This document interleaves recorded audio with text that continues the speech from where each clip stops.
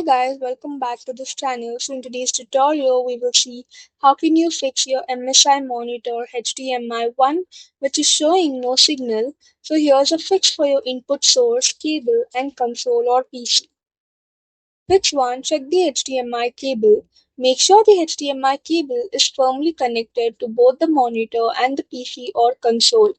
Try unplugging and reconnecting the cable. Test with a different HDMI cable if possible. Fix 2. Select the correct input source. Press the menu or Navi button on the monitor.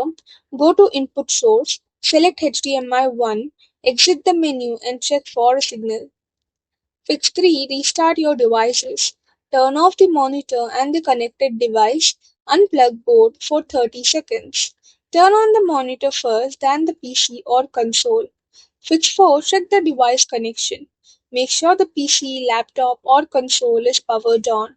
If using a desktop PC, connect the HDMI cable to the graphics card, not the motherboard, unless using integrated graphics.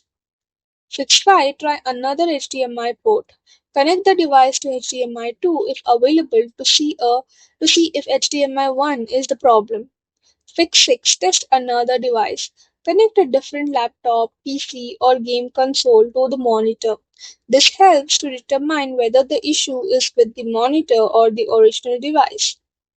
Fix 7. Update your graphics drivers.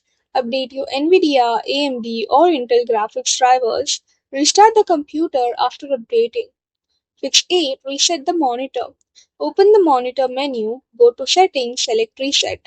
Then restore factory settings. If there's no signal still appears, try a different HDMI cable and device. Check for bent pins in the HDMI ports.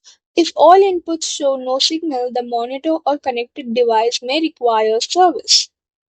That's it for the video. Thank you for watching. Don't forget to like, share, comment, and also do hit the subscribe button.